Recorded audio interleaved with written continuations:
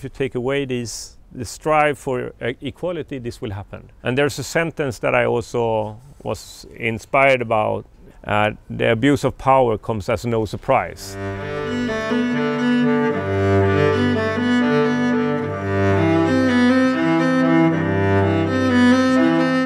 It was interesting when I started to look into the fashion world and the conditions of the models, and I did research to find out how the models ended up being models. And when you looked at the male models, many of them were just street casted and asked, shouldn't you try to be a model? And they came from very different parts of society. And one story that I got to hear about was a male model that was working as a car mechanic. He was asked, do you want to try out this? And he's like, yeah, sure, I can do that. And 2 years later, he's one of the best paid male models in the industry. He does a perfume campaign that makes him world famous. And at the same time, he's up on the top there. He started to realize he's getting bald, he's losing his hair.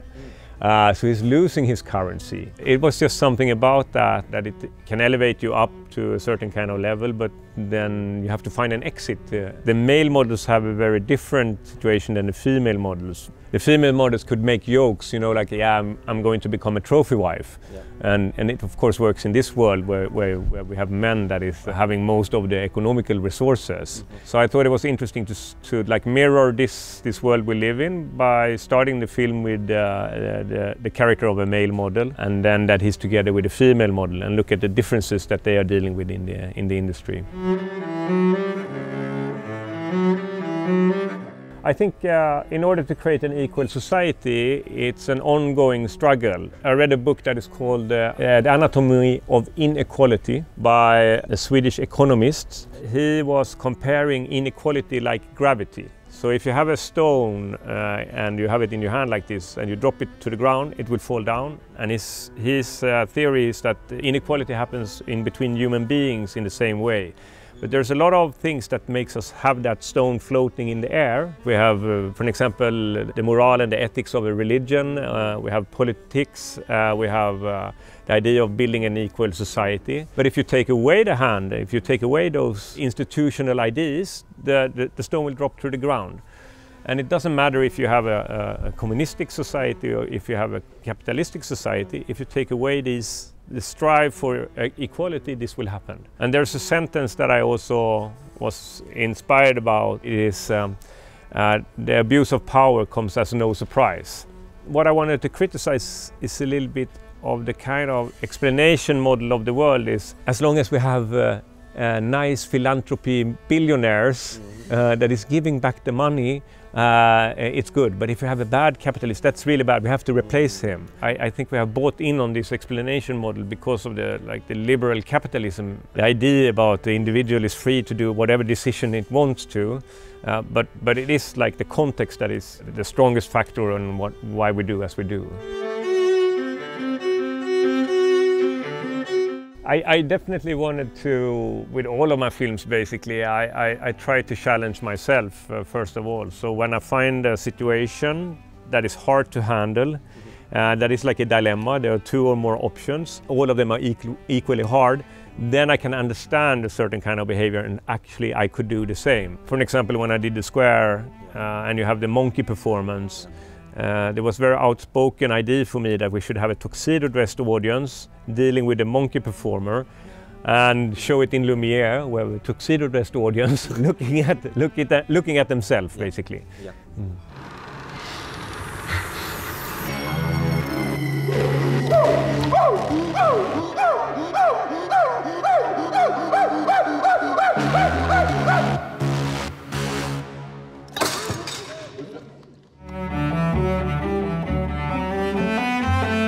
I don't know what I like the term toxic masculinity, but I have been very interested in the male characters in these three films. In some ways, you can say it's a portrait of men trying to deal with contemporary times. So you have the expectations of who you should be, like you should be the family provider, you should be the one that is economically strong, or you should be the one that is sacrificing yourself for your family. You should be a person that is not taking advantage of your power position and so on. I mean, I don't think it's bad that these questions are raised about men. I think it's an important thing to also question the default, like that the men have been, to put it under the limelight. And maybe that is also a reason why I have been interested in these three male characters. When I met my wife, there is a fashion photographer, I wanted to know everything about her industry. Yeah. And she told me a little bit about the strategies of the fashion brands. And she pointed out that the more exclusive a brand gets, the models are looking like Übermensch and don't smile, and they look down like on the consumer. And the more cheap the brand gets, they start to smile and like, welcome to our community, you're also welcome. So it's a grumpy brand, yeah? Congratulations! Show me that Balenciaga look. Suddenly I'm dressed in something way less expensive. It's H&M! Yay! Balenciaga! And H&M! Balenciaga!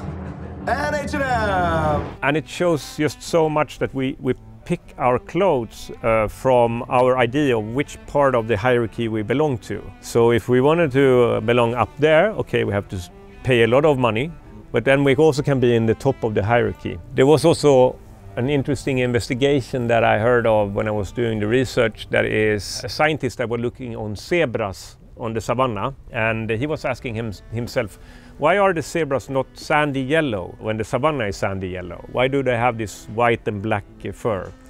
And he tried to study them, and he wanted to follow one individual in the herd. But the problem was it immediately disappeared.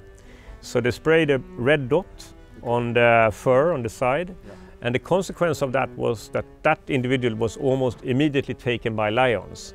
So when the lions could spot one zebra, then they can also tire it out and catch it. And this scientist was drawing parallel to the fashion industry, that what we basically is doing is that we are buying a camouflage for the social group that we are connected to. And then it's of course very efficient if the fashion industry is changing fashion, the fall and spring collection, because then we have to consume more clothes.